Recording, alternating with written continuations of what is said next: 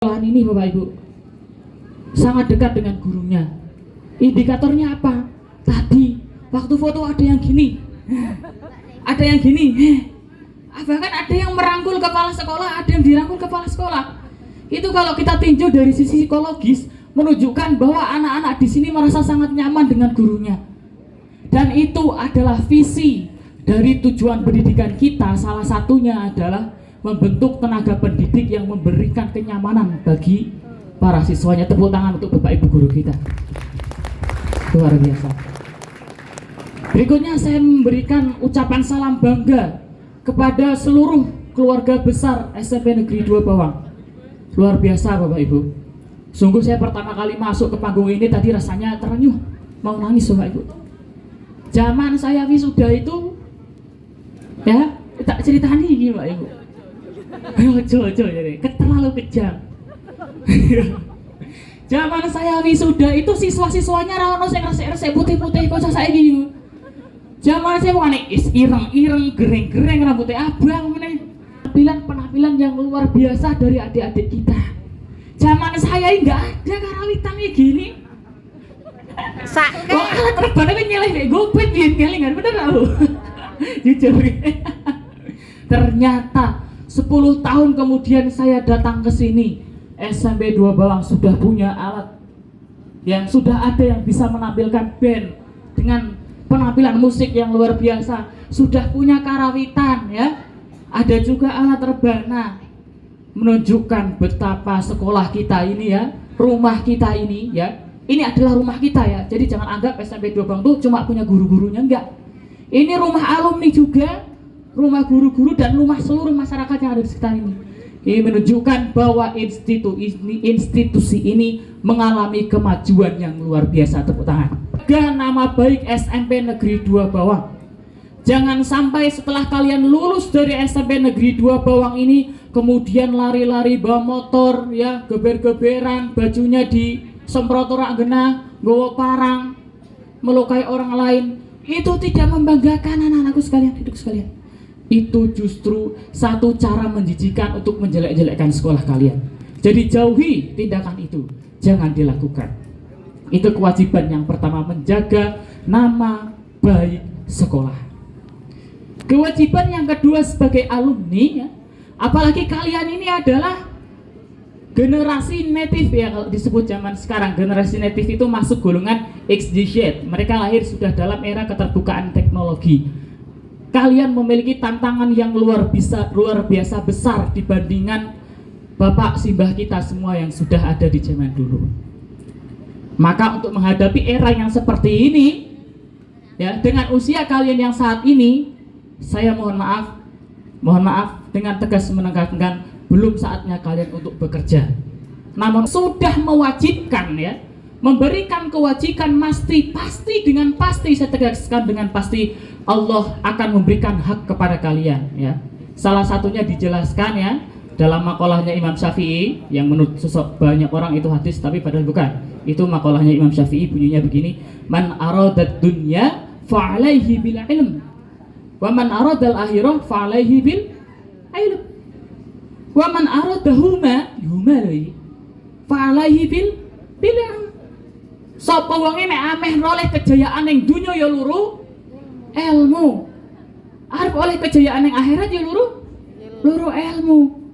Jangan pernah berharap kalian bisa mendapatkan sebuah kejayaan sampai kapanpun jika kalian tidak pernah mau mencari ilmu. Main drum ini iki lho, nek ning Semarang ngerti bayarnya piro? Sejamnya 2,5 juta.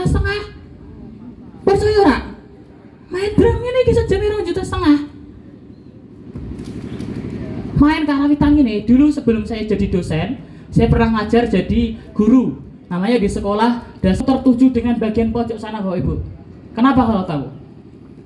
2012 ya, saya masih di sekolah ini, pulang sekolah saya mulung kalau kalian percaya. Tahu mulung nggak? Mulung itu luru rongsok. Carinya di mana kalau tahu? Di belakang sekolah ini.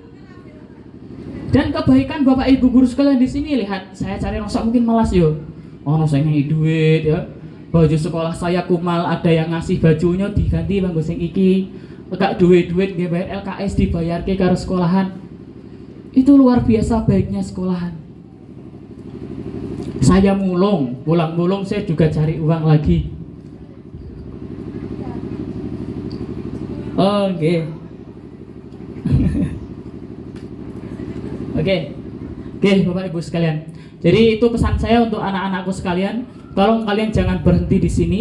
Dan untuk Bapak Ibu sekalian ya, tolong dorong sekuat-kuatnya anak-anaknya untuk apa? Untuk bisa melanjutkan ke pendidikan selanjutnya. Karena di masa depan ya, kebutuhan dunia kerja tidak hanya sebatas pada yang kita kenal saat ini. Akan ada hal-hal lain yang harus kita kuatkan, kita miliki kemampuannya agar menjadi ya, agar para keturunan kita ini memiliki keterampilan yang bisa bekerja di masa yang akan datang. Kita doakan semoga sekolahan kita ini, keluarga kita, rumah kita ini menjadi sekolah yang maju. Amin. Dan adik-adikku sekalian, kelak 10 tahun lagi saya ketemu sudah ada yang jadi kiai barangkali ya, sudah ada yang jadi dosen, sudah ada yang jadi guru ya. Kalian harus optimis. Gak boleh bilang saya anaknya orang gak mampu, saya kurang gak mampu apa, orang tua saya gak punya apa-apa. Bapak saya itu namanya Lek Sobirin, kalian tahu ya, bakul pindang.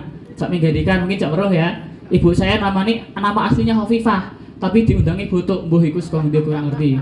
Itu juga bakul pindang. Coba kurang gak mampu apa keluarga saya di waktu dulu. Tapi buktinya 3 anaknya bisa sekolah. Adik saya dua-duanya S1, dapat beasiswa. Saya dari S1, S2 sampai S3 sekalipun tidak pernah saya bayar yang namanya UKT. Karena pemerintah saat ini menganggarkan triliunan ya. Saya perlu sampaikan, kalau kalian dari keluarga tidak mampu jangan minder. Justru kalian ini adalah orang-orang yang dipilih pemerintah untuk mendapatkan beasiswa ya. Pemerintah menganggarkan triliunan rupiah untuk orang-orang tidak mampu agar berpendidikan. Dan terakhir, pengalaman ini penting. Pengalaman, Bapak Ibu sekalian juga jangan salah paham. Sekolah itu larang, enggak. Kalau merasa nggak punya uang, silahkan sekolahkan anaknya ke sekolah negeri. Ini penting. Kuliah itu sekarang nggak bayar, Bapak Ibu tahu. Masuklah beasiswa banyak, ada bidik misi, ada jarum dan lain sebagainya. Justru setiap bulannya digaji oleh negara. Ini pengalaman ya, untuk motivasi. S1 saya ya dapat beasiswa bidik misi. Kenapa bidik misi? Karena kebetulan orang tua saya rumahnya jelek waktu itu, jelek banget. Jadi oleh pemerintah digolongkan wong kere, wong miskin. Anaknya dikei beasiswa bidik misi. Sebulannya kuliah, 1 kali kuliah digaji pemerintah. Sebulannya itu loh 750.000. Mongkon kuliah, UKT dibayar ke pemerintah. Sakulane kayak duit mangan 750.000. S2 juga sama. S3 sekarang saya juga pakai beasiswa Bapak Ibu. Kalau nggak pakai beasiswa saya nggak kuat uangnya. Bang UKT S3 itu 1 semester 16 juta. Duit sekolah nanti atul sawah sopo tanggone. Nggak mungkin kan? Tapi saya dapat beasiswa ya. Kalau Bapak Ibu kalian anaknya dapat LPDP luar biasa. Saya yakin LPDP S3 itu 1 bulannya kalian tidur-tidur saja itu, teman-temanku sekalian, itu dapat uang. Kalau sekarang tuh 4.200.000 cuma tidur-tidur tok. Kon sekolah. Mau nggak kalian? Mau? Mau nggak? Yo, mana suaranya mau nggak? Oh, oke. Lanjut sekolah? Ada yang di pesantren, nggak masalah. Kalau 3 tahun lagi kalian nggak sekolah tapi hafal Al-Quran di pesantren, silahkan temui saya. Akan saya tunjukkan jalan bagaimana kalian bisa kuliah gratis. Karena khususon ya, khuasul khos bagi orang yang hafal Al-Quran itu beasiswa S1, S2, S3 gratis. Tinggal satu saja, kemauan ya. Oke, terima kasih. Terakhir saya pesan, silahkan kalian sekarang merasakan sengsaranya belajar daripada di masa depan kalian harus menikmati merasakan sengsaranya menjadi orang bodoh. Terima kasih. Mohon maaf kalau ada kata yang kurang berkenan. Assalamualaikum warahmatullahi wabarakatuh.